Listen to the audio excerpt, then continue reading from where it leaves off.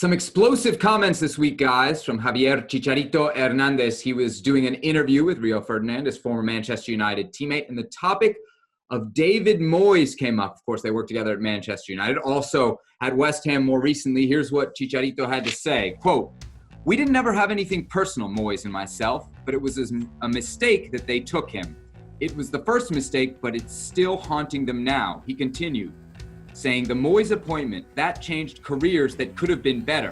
Rafael, myself, Danny Welbeck, and a lot of players that needed to go away to play. He also mentioned that Sir Alex Ferguson told Moyes and Ed Woodward to play him or ship him. They did neither, and he said Moyes was stubborn. That's why he lasted less than a year at Old Trafford. Herc, I'll start with you. Chicharito has been very much on the offensive of late. What do you make of his comments here, and specifically the part where he talks about what his career could have been? This is par for the course for Chicharito lately. Whether he's proclaiming himself a Mexican legend, whether he's going at it back and forth with Mexican media or fans, this is the new Chicharito. He's not afraid to speak his mind. I don't know why. I'd ask why. I don't think anybody would question the type of career he's had for a Mexican international. He's an all-time leading goal scorer for Mexico. He was, I think, the third highest goal scorer in the last decade for Manchester United. He's played at Real Madrid. He did well at Leverkusen. He's obviously had a stellar career. I don't see the need to constantly defend your career.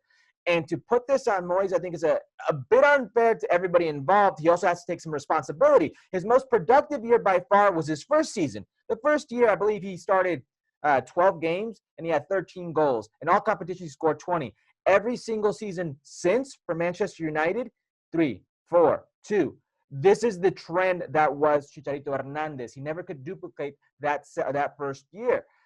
It's not on Moyes. It's not on him that he was more of a role player on the teams that he played, but a very good role player than that stellar number 9, that world elite number 9. He had very good things about him in his prime. In his prime, his movement was second to none in the box. He's a very good player with that sixth sense for goal. But he's not a player that teams have always banked on. And it wasn't just Manchester United. It was the same thing at Real Madrid. It was the same thing at Leverkusen. It was the same thing at West Ham. It was the same thing at Sevilla. So this isn't on Moyes or any other coach. It's on him. Ale, what do you make of Chicharito blaming David Moyes? It's an easy target. David Moyes becomes sort of the punchline for every Manchester United player or fan or whoever wants to criticize the club and saying, well, that's where the club turned. That's where it went in a direction that they didn't want it to go. And from then on, it's been very difficult to get it back. And so no Manchester United fan will raise their hand and say, wait a minute, we like some David Moyes. No, that was a difficult time for Manchester United. And I think David Moyes had a lot to do with that. So much so that he did not last a full season in the job. You don't get fired after having been appointed as the guy who was going to follow Sir Alex Ferguson. You don't get fired right away unless you understand very well the fact that you have not done a very good job. And that's clearly the case. So that cannot be discussed or argued upon, because it is clear that David Moyes had difficulties at Manchester United. But so did Chicharito Hernandez. And very little to do with David Moyes. And I don't think you can blame a coach in shaping your career when the coach wasn't there for a full season. It's not like he was holding you down for years upon years upon years. No, this guy came and went just as quickly as he was here. All of a sudden he was here, and then the next day he wasn't here any longer. And so I think it's short-sighted to say, no, this guy affected my career negatively. Yeah, there are some coaches that push you forward and some coaches that hold you back. But if a guy was only around for 10 months, I don't think he would have had the strength to truly hold you back. Now, here's the other thing I would say. It's not like Chicharito went from Manchester United to some mid-level team in Spain. No.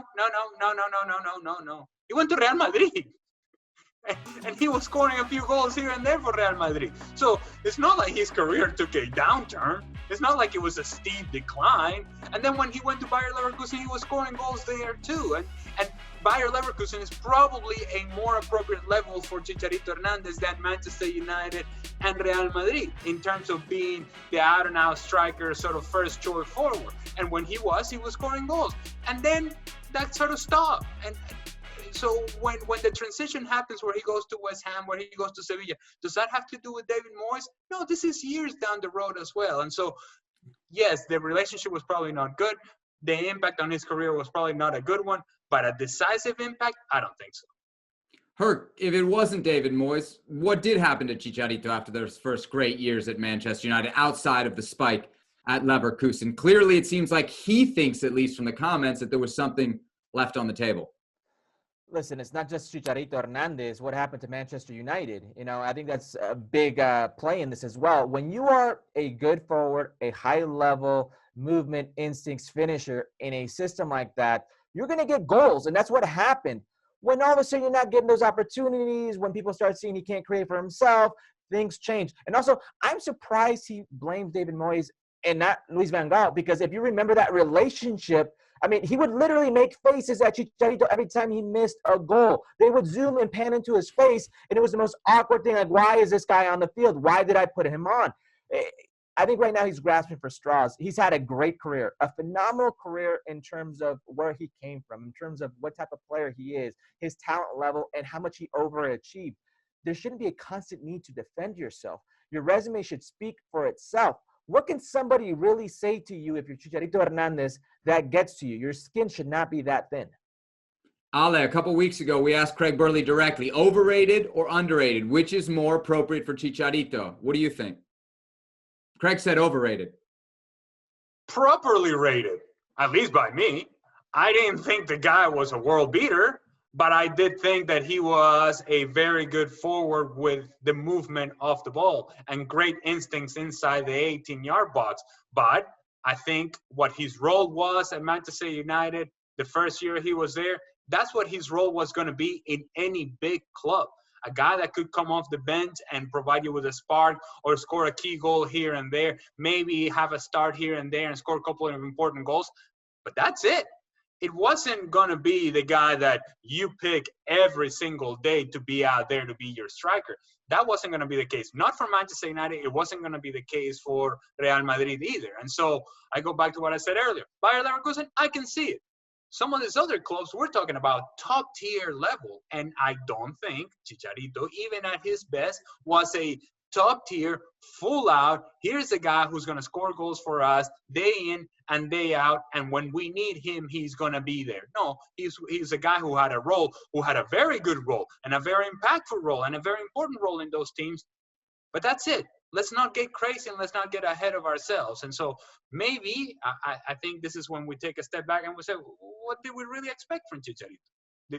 I mean, what did we think he was going to do? And that's when, if you're a Mexican fan and a fan of the Mexican national team, this is when you have to take a step back and say, man, Hugo Sanchez was really good. He was really, really, really good. And appreciate that guy and understand that, man, he was at the very top of scoring and one of the best clubs in the world for years. So maybe value that guy too. That's it. The Penta Pichichi Hugo Sanchez, Chicharito Hernandez, still hasn't forgotten about his time under David Moyes.